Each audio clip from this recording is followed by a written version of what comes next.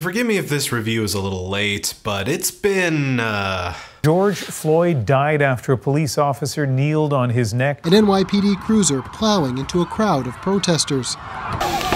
Firing tear gas and rubber bullets. A mean couple of weeks, hasn't it? I mean, any of y'all that have been watching my show for any particular amount of time probably know what my thoughts are on this particular matter, but, I don't know, just in case you don't, Black Lives Matter, defund the police, and if you don't like that, suck my dick and choke on it. I yield my time. Fuck you!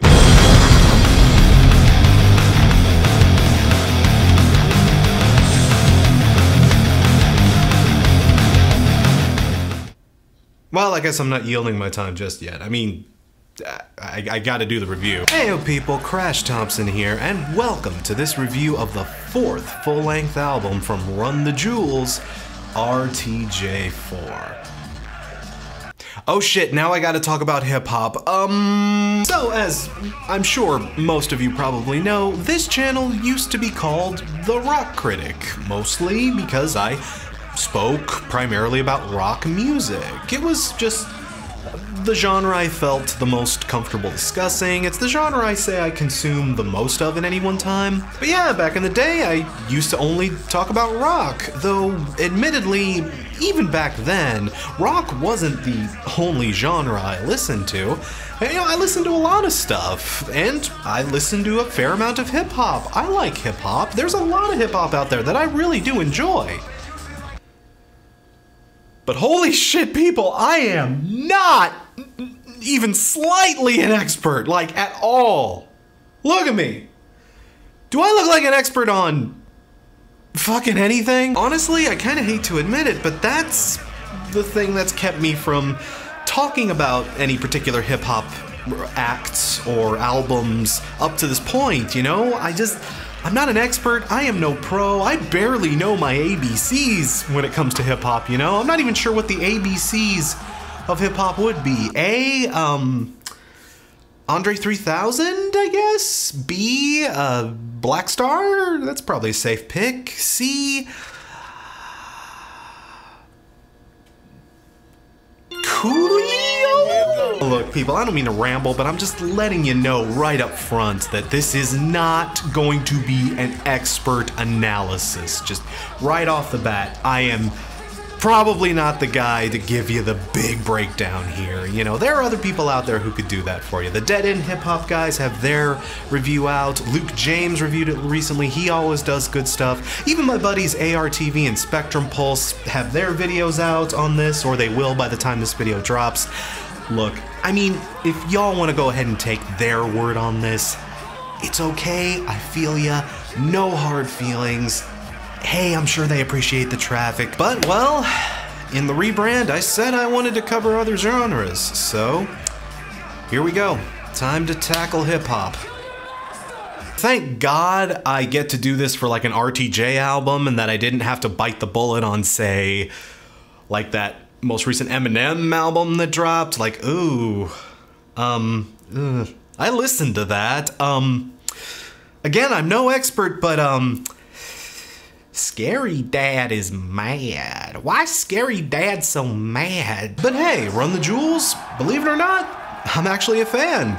I caught RTJ 3 back in 2016, just out of like random curiosity at the time, and you know, it was an absolute banger. I had a lot of fun with that record. It made me realize that the hype behind this crew was legit. Killer Mike and LP are some of the best lyricists and flow crafters in the game. I just gotta give it up.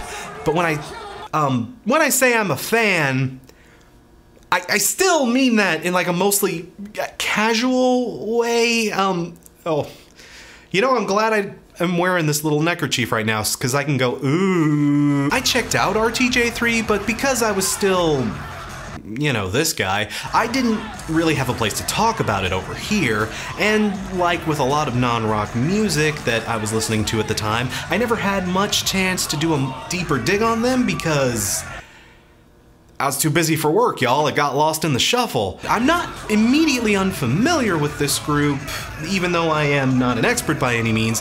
I do like what I've heard though. I do have some experience with Run the Jewels, so I was definitely intrigued to see what they were gonna drop, especially given the material that the last 4 years have likely given them. And I do gotta say that upon finally hearing this album, I am just as impressed as I was when I heard RTJ 3. I might go as far as to admit I think I like this album better. This thing is just a pounding, punishing, relentless record. LP and Mike just have such meticulous and rapid-fire flows. They compare their rhymes to things like Kalishnikovs and Uzis, but man, their sense of flow, timing, and dictation absolutely justifies those claims. Good on these guys for moving so fast that this record can be, like, hard to keep up with at times. Like, holy shit, it's hard to even keep track of what they're saying. They are just spitfire in this stuff, man. Some of it just flies right over my head. It's crazy. I am a basic bitch, though. It could just be because I'm a basic bitch. I don't know. And man, the production on this thing was just so tight, too. Super duper tight. This thing sounds like an absolute crystal, but is sharper than a damn double-edged sword. LP is just a master of his craft, both on the mic and behind the editing desk. The beats and samples are all exquisitely executed and gorgeously mixed to boot. And from the almost sludge metal guitars and Walking in the Snow to the more haunted, trippy psychedelics on Pulling the Pin. Exquisite use of Josh Homme's talents, by the way, there. And not to mention what has to be my personal favorite bits in that respect, the sample of Gang of Four's Ether on the ground below, just, oh my god, oh, LP, my man, you got good taste. You got good taste. People, listen to Entertainment. I know I've thrown some shade at the latter version of Gang of Four, but people, just, if this record gets you to listen to Entertainment, you'll be better for it. This thing just sounds tight as hell. As tight as you would expect an RTJ album to sound, if not tighter. But where this album really shines, like with most great hip-hop, is in the lyrics. Man, god damn. After listening to this album in these times, it's nuts how pertinent this album is. I mean, Run the Jewels has always been speaking up about stuff like the evils of corporate culture, the disenfranchisement of the lower class, and the systematic racism that perpetuates and fuels both of these systems alike, but even though this record, from what I've read, has been in the works for the last 2 years or so, some of this stuff feels like it was written last week. And last week was a hell of a fucking week. I mean, the first half of this album is fun, don't get me wrong. Stuff like Yankee and the Brave, Ooh La La, stuff like that. They're mostly just, you know, cool little flexes that show off what LP and Mike can do.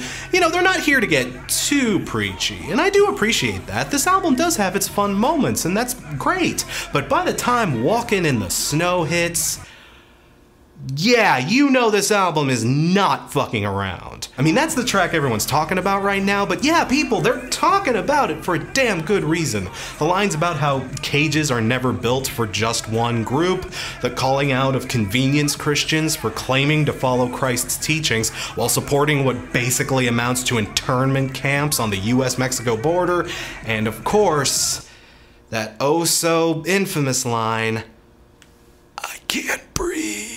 Yeah, that line is in the news now, but this song was written in November. It was originally written about Eric Garner. And here the motherfuck we are.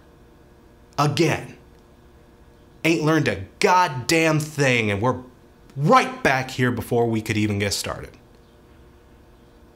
Y'all are learning that thing now, though, aren't you? And that mood is carried on even farther into Just, another big candidate for Rap Song of the Year, where Pharrell Williams sings about, you know, how the system works for you if you play along, you know, if you play by their rules, they'll respect you, it doesn't matter. But then Zach De La Rocha comes in at the end of that chorus screaming, "Look at all these slave masters posing on your dollar!" Oh, Zach, man, you just fucking slayed that chorus, and your verse on that song is, well, man, just I am so sorry about the tour. I sincerely hope we get to see you in 2021, dude, for real. Like I said up top, I am not even slightly an expert in this genre. There are probably so many other people who could break this album down better than I ever could. And again, I'm sure they'd appreciate the views. Hint, hint, check them out. But hey, I do know what I like, and even though I'm a pleb, I can say that this album is worth liking. This is some next level shit. Absolutely stellar performances, wonderful production, and lyrics that just destroy.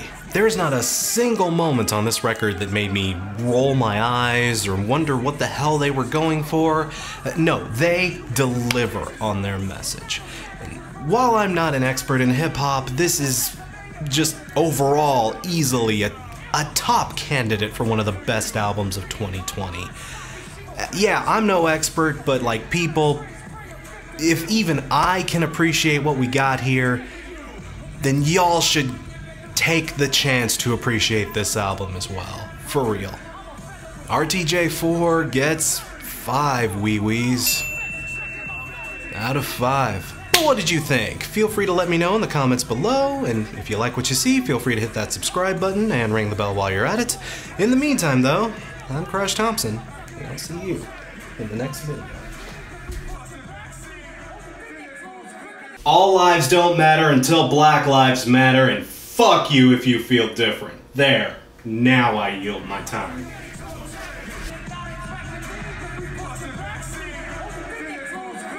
Super special thanks to Phone